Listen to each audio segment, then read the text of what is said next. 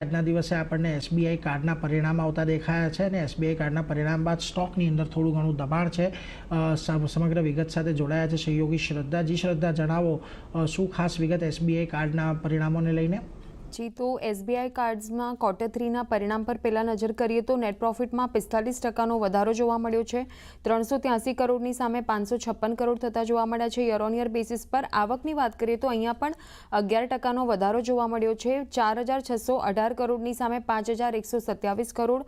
Y on Y basis પર credit ખર્ચની વાત કરીએ તો જો ક્યુ ઓન ક્યુ બેસિસ પર આપણે કમ્પેરિઝન કરીએ તો ક્વાર્ટર 2 FY26 માં જે 9% જોવા મળી હતી એની સામે ક્વાર્ટર 3 માં અત્યારે 8.3% એટલે થોડો ઘટાડો થતો જોવા મળ્યો છે। ક્રેડિટ કોસ્ટમાં આરઓએની વાત કરીએ એટલે કે રિટર્ન ઓન એસેટની તો ક્વાર્ટર 2 માં જે 2.6% હતો તે ક્વાર્ટર 3 માં વધીને 3.2% થતો જોવા મળ્યો છે। ત્યારબાદ અમુક હાઇલાઇટ્સ પર નજર કરીએ તો સૌથી પહેલાં લોન એસેટ ગ્રોથ જે 4.5% ઘટીને 55,200 કરોડ પર રહી છે। ક્યુ ઓન ક્યુ બેસિસ પર મેનેજમેન્ટ ખર્ચ જે છે એટલે કે સ્પેન્ડિંગ્સ એમાં વધારો થવાથી એસેટ ગ્રોથ જે છે તે થોડો ધીમો પડતો જોવા મળ્યો છે।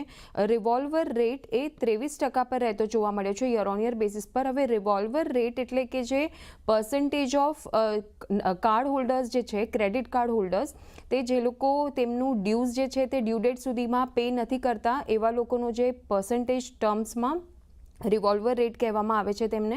હવે કોસ્ટ ઓફ ફંડ્સ જે છે તે 6.4%થી વધીને 6.5% પર રહેતા જોવા મળે છે ક્યુ ઓન ક્યુ બેસિસ પર।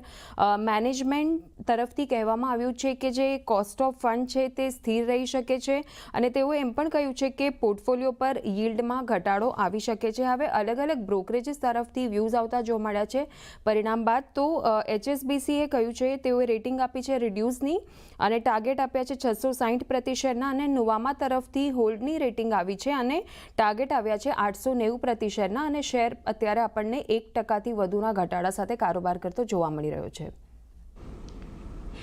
જી આભાર શ્રદ્ધા, અમારી સાથે જોડાઈને સમગ્ર વિગત આપવા માટે। તો જો ખાસ કરીને